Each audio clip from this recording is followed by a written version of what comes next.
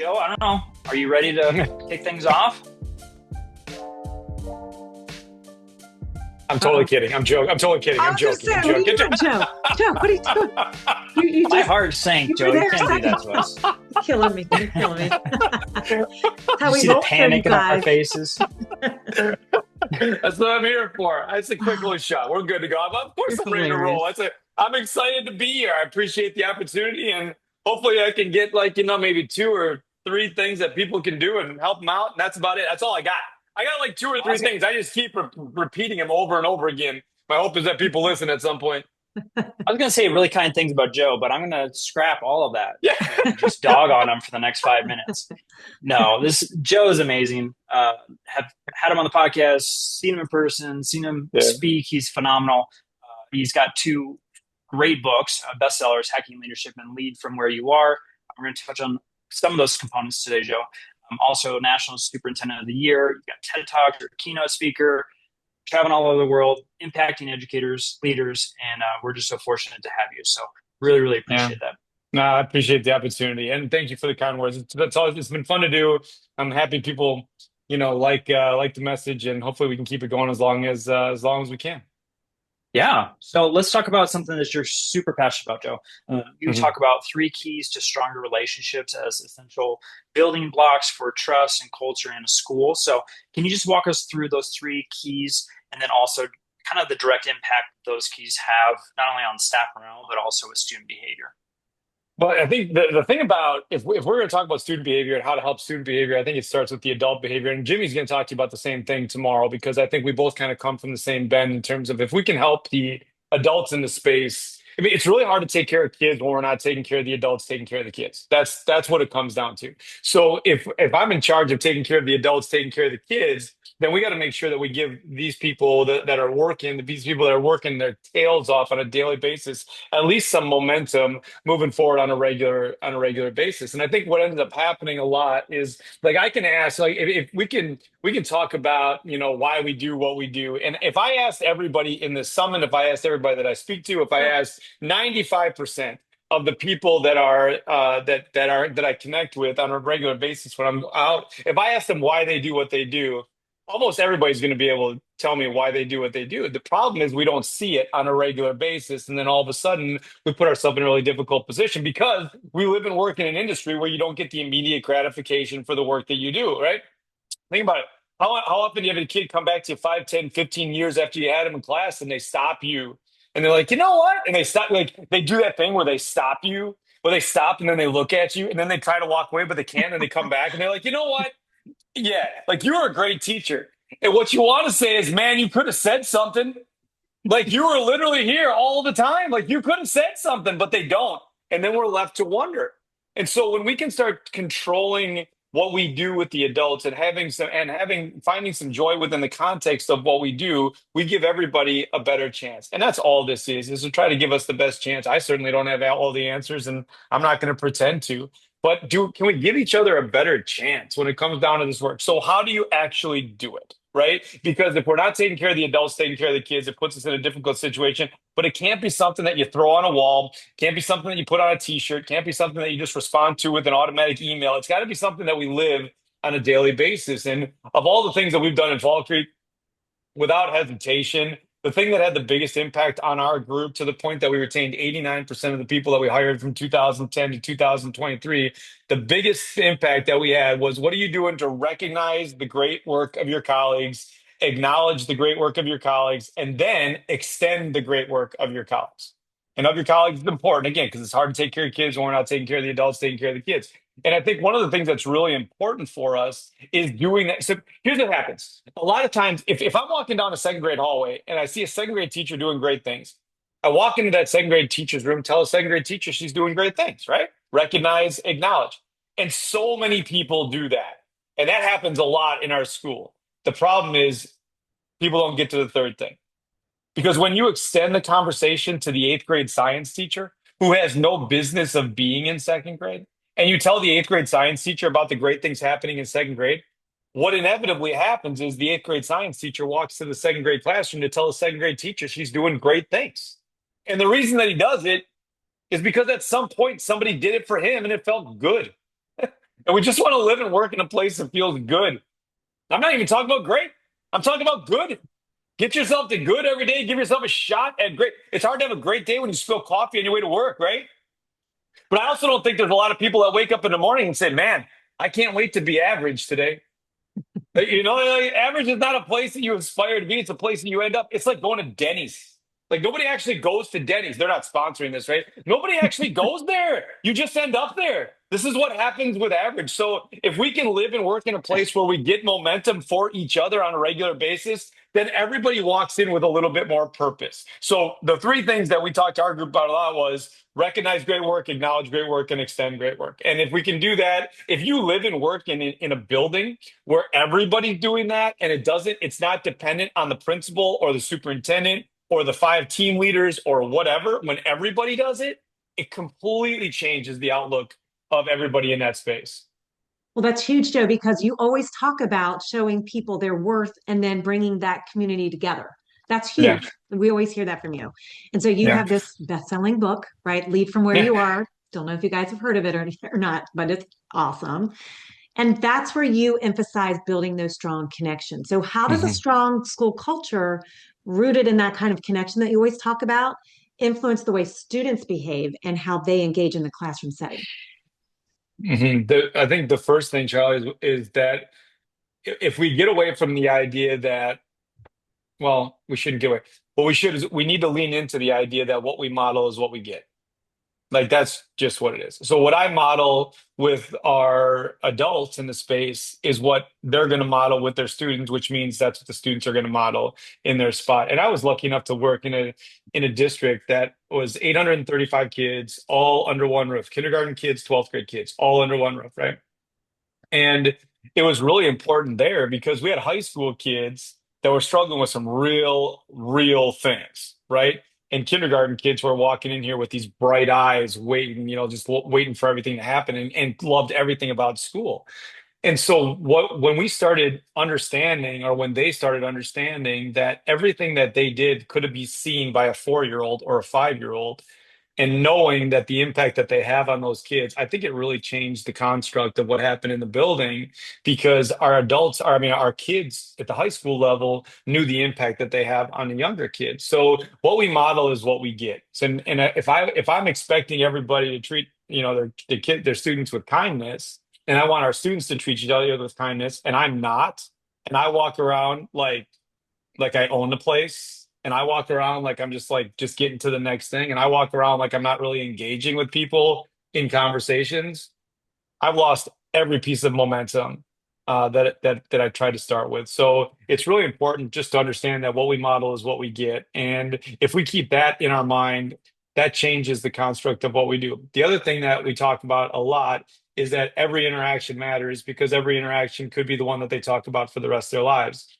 And if you don't have to love that. I don't love that that's true. I don't love that every single time I have a conversation with somebody, that might be the one thing that they talk about in 25 years. I don't love it, but I acknowledge that it's real. So if we all acknowledge that that situation is real, then we start treating these conversations just a little bit differently, which means that's every conversation. That's not the conversations that we choose. That's the conversations that we walk into, adult to student, student to student, and it really helps us to know and understand that we're all coming from the same piece, from the same place. So what we model is what we get, and thinking about every interaction puts us in a much different situation, not much different, a much better situation with all the people that we lead. Joe, you talk about, big message about it's not just leadership from the top. Like it needs to be Mhm. leadership from anyone in the building, including some of our students.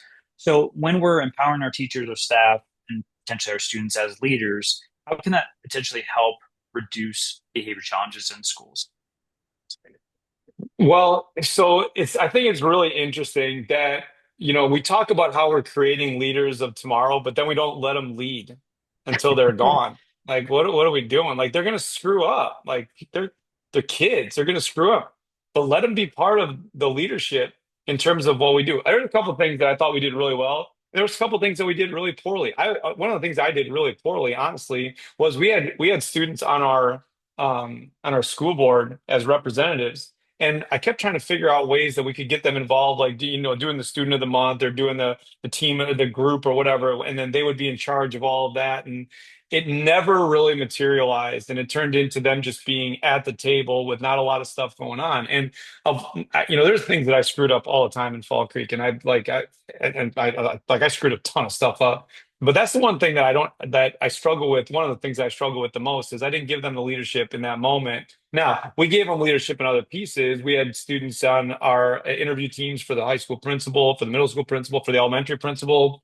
We had them involved in the conversations with their teachers about what they liked, what they didn't like. We had some students, tour candidates around the building and then come back and report out to our staff about what they saw, the interactions that they saw with their friends and what it really looked like. And I mean, so they had a real voice in what it looked like. So I think that made me feel really good about what we did. And then there were other things that I felt like I really missed out on as the adult in that spot. And if I could take those back, I certainly would. But I think we really want to give them the opportunity to lead and not just talk about how we're creating leaders of tomorrow.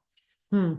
Well, that takes a lot of confidence, though, right? Yeah. And so I know that part of what you do as well is help people grow their confidence because that's how they're going to show up to the classroom and the Mhm. building and in leadership better. So, from your perspective, what role does confidence for both the staff, students, and anybody in the building surrounding our kids? What role does that play in creating those environments where behavior is going to improve naturally? So I think the confidence comes with reps. You get more confidence with more reps. And I think that, one of the things that's important is I would love for this stuff to happen naturally. I really would. I just don't know if it does. And I think that it happens because we're intentional about what it really looks like. The best things that happened in Fall Creek were the things that we did intentionally. And a lot of things didn't just happen. Like we had to make sure that we placed them in the right spots so we could give them the opportunity to really think about what it looked like. And so when it came down to student behavior, the confidence in them, in the students, came through our confidence in them. Their own confidence came out when we showed confidence in them, even though we didn't know what the answer was. So when we allowed them to lead from the classroom perspective, from the team perspective, the captains, the people who weren't captains, just people who were on the team being part of what we did. I thought that gave us the most momentum. And when something does happen naturally, I think you have to go back to it and make sure that you saw how it happened and make sure that you can replicate. So an example would be I got a text from um, a teacher, and he was running some copies right before class, and he walks into the class, and he walked into the class like about a minute late, right? So he walks into the minute class, and he was willing to tell me this because he's a great teacher, so I knew that it wasn't like he wasn't being neglectful. Something must have happened and got him there a little late. But when he walked in, as soon as he walked in, he just kind of stopped at the door because as he was walking in, he had one of the students had jumped up to the front and started doing the review because this is what they do every day. They do the review, then they connect the connection, and the new content and move on. Well, one kid had jumped up to the front and started teaching the class the review of what they had learned yesterday. And he just kind of sat there and watched it all happen. And he asked her after, like, what was that? And she said, I just felt like I knew that I could do it. I knew the stuff well enough to know. I knew that you were coming, so I wasn't going to be left alone. And then she said, and I knew that my classmates were going to be able to lean in. That was a big deal because kids aren't going to get out in front if they think they're going to get blasted by their classmates. And when she knew that she was going to get the right response from her class, then she was willing to go up in front and do it. And that's pretty cool. So I think but then again, that's when you go back. That's when you go back and you start talking about how did it work? Why did it work? How can we replicate it? And so we can be more intentional about what it looks like. I'm going to just mention that for those who are joining, because we've had a lot of folks as Joe's talking. This is Dr. Joe Sanfellipo. He's got an amazing book. I threw it in the chat for you as far as the link. If you want to learn more about Joe, you can also go to thrivingeducator.org/speaker. And so, Joe, continuous, we talked about confidence. I want to talk about two other things that you highlight, which is compassion and affirmation. So with those two components, how do we balance those two things with also the struggle of trying to hold students accountable? Hmm. That's a great question because I think sometimes when we talk about compassion, it turns into if you have to redirect someone, then you're not compassionate about where they're coming from, and I don't think that's the case at all. When the expectation is at a level that everybody knows and understands what it is, and we don't meet that expectation, we still need to make sure that we put ourselves in a situation where we can be compassionate about where we're at that point, but that doesn't mean we're not going to have high expectations for what people are doing. So I think when you lead from a position of compassion, I think it's really important to know where people are coming from before you make a judgment about why they're there.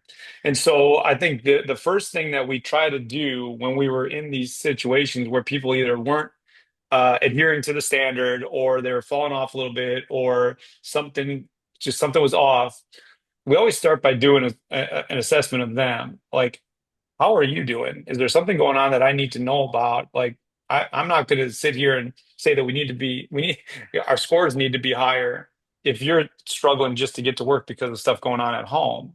So this is still the standard, but what do I need to do to help you in that situation to get you to a place where you can do the best work that you can here?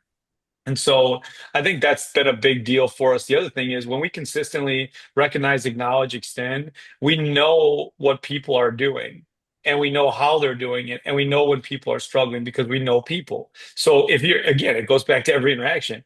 And if every, one of the things, one of my professors in my doctoral program, Nancy Blair is her name, and she's a wonderful person. And she said to us in our doc program, the greatest gift of service you can give to another human being is for the time that you're with them, they are the center of your universe.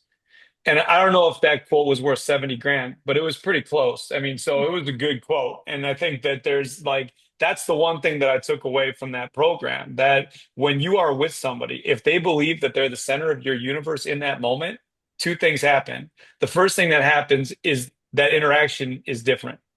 But the second thing that happens is they talk about that interaction differently when they leave that interaction. So that's compassion, is being present. And for me, I should just for me, being compassionate is being present and engaged in the moment. So you see people for who they are, and then you can help them move. Everybody's point A to point B is different, which is fine. But if you don't value where they start, they'll never move forward. Hmm. That's really important too, because people are asking, of course, in the chat, there's a question that kind of leans towards that. But so Melanie mentioned, she said that okay, you mentioned teacher retention over more than a decade. Was there a Mhm. tipping point along that path? And when did you feel Mhm. that new to school staff were kind of swept up in the culture you were able to create? Does that make sense? Yeah, it's a good Yeah, question. it's a great question because I don't know. Like, I think I saw it because it was so interesting to me that these people were already really good at what they did. They just didn't know how good they were. Yeah. That was the problem. Like, and when we started showing people what we could do, and I kept telling them, if you don't want to brag on yourself, like like if I was as good as you, I'd brag all day, man. Like you're awesome. I'd tell the world how good I am if I'm that good. But if you don't want to do that, I get that. That does not preclude you from bragging on the person that teaches next door. So what if we just did that? What if we started there? And so what I saw was after about even just a couple years into it, we had less openings. We had more people staying longer. We just had more people talking about it. We had these people. It was great because we had people that were doing really great stuff, but they weren't like, I still have my Go Cricket stuff on. I don't even work there anymore, but I still got my Go Cricket stuff on.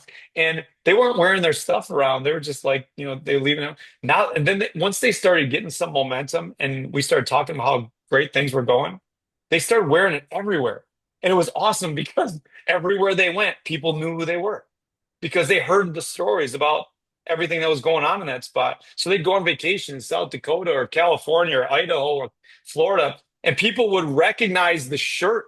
They would recognize the mascot and then have a conversation about some of the stuff. Is it really that good there? Is it really? Is it really? Tell me really. Is it really though? And then they'd be like, yeah, that's what we do. That's how we do it. So I think probably a couple years into it is where I saw the tipping point, but you could see almost right away. And I think one of the things that I talk to groups about is try to get a win early. So we had in our first year, we had everybody in the auditorium for the welcome back to school thing, and we asked about 30 or 40 kids to come in. This was 2000 like 11. Okay, we had like so with 30 or 40 kids come out, and I had everybody in the auditorium, and then these kids snuck right outside the auditorium. We put a red carpet out, and so when the teachers would come out, everybody was going to cheer for them and take pictures and the whole thing, like the red carpet stuff, right?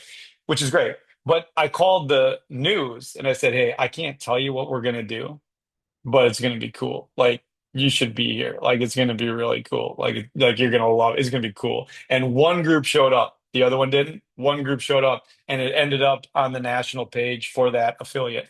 And so all of a sudden we get momentum, right? So now we've got a group of, from the media. When we say, "Hey, you're probably gonna want to be here," then they show up the next time, right? So when you can get a win early, it changes the conversation. All right. The last question here, Joe, is more with that leadership admin lens. So there's a lot of different, principal, assistant principal, dean of students. There's a whole bunch of folks that, kind of take over for student behavior. And right now, the honeymoon period might be ending. They may feel overwhelmed by the behaviors that they're seeing. So if there's one practical tool or thing that they can do to kind of help that culture building, to kind of shift that school environment, is there anything that you would advise? Yeah, talk to kids who struggle before they struggle. When the first time that you talk to the kid in your office is when they threw something across the lunch table or something like that, you're already stuck. We talked to our group about every kid gets a positive phone call in the first 2 days. Like every kid, I don't care, like every kid, because at some point, all those kids are going to make mistakes, and then you're going to have to make the tough call. But if that's the first call that the parent gets, you're stuck, man. So recognize the great stuff that's going on, and let's be really honest. You know who the high flyers are before you get there, right? So go talk to the high flyers before you get there. Have a couple of really great conversations before they make a mistake, and then you still have to make the call. But when you have two or three great interactions before the one where you got to call home, or before the one where you got to suspend a kid, or before the one where you got to have them in your office for 3 hours, or whatever it is, now all of a sudden you give yourself a better chance on the other side of it. It doesn't fix the problem, but like they're not going to listen to you if they don't have a relationship with you. And you're probably not going to have the best relationship with them right away, but at least you can get it started. Absolutely. Wow. It's so true. I mean, that is like the whole thing is about prevention. And Hmm. if we can just do these simple things by thinking ahead, being proactive, making those calls, I always love doing that too because I did that with email. So I would start that Hmm. conversation by email, and that way you already have the parent's email and they have yours. It's real Hmm. quick Yeah. communication. But you're right, it starts off by setting that tone. I love it. I love it. Okay, guys, we only have a little bit of time left. So if you have a quick question or if you want to reach out to Joe, this is a great time to learn all about the great work he's doing. Joe, tell people how you're supporting them out there in this world right now? Like, how can you actually help districts, schools, educators? What are you doing? Well, I don't have a job right now. I mean, I retired, and it's like I miss everything. I miss so much about being part of that team. Um, I just do, and I love what we're doing right now, and like we're trying to help people as much as we can. We do a lot of welcome back stuff in August, but throughout the course of the year, we really try to lead into leadership teams and try to help them, create momentum through daily practice that gives them the best chance to be successful. And a lot of times, it's like when you're leading a building, like, I got my first principal job was when I got my like principal job at 29. And they like gave me the keys and said, go lead these people. And I was the youngest person on staff. So I'm here trying to do that with literally like 5 years of experience in the classroom, and then now I'm going to lead it. And so I think when we get the keys to lead a building, but not the practice and not the momentum through the practice, we've got to really think about how we're taking care of our leaders in these spaces. So I try to help them as much as I can, create some momentum through recognize, acknowledge, extend, through every interaction, through setting up their days, through making sure that, when we're going to acknowledge people, that it's done with a systematic approach, with an intentional approach, as opposed to telling all the custodians at the beginning of the year that they did a great job because the floors look great, and then not telling them again until their designated appreciation week in March. Like we got to do something different for people. So when we can get momentum, we give everybody a better chance. Wow, that's awesome. All right, you all, please connect with Joe. I don't think you guys realize his level of expertise. Do you Yeah. guys know? Honestly, right? Did we even say that, Josh? Should we even tell So people? large. No, no, you don't have to do it. He Don't worry jokes about he's unemployed, but he's going all over the country speaking like every other day. So Yeah, I don't know what this man's talking about. Just yeah, brilliant. yeah. it. It's Real not a great. real job, but we're keeping going as long as we can. I know. We're gonna fool people as long as we can around here, I'll tell you. That's right. Oh my gosh, Joe, thank you so much for your time. You guys are just so lucky to be in his presence right now and all these great other speakers coming in. Thanks, Joe. We appreciate you. No problem, guys. You have a great day, all right? You too. Thank you. Thank you.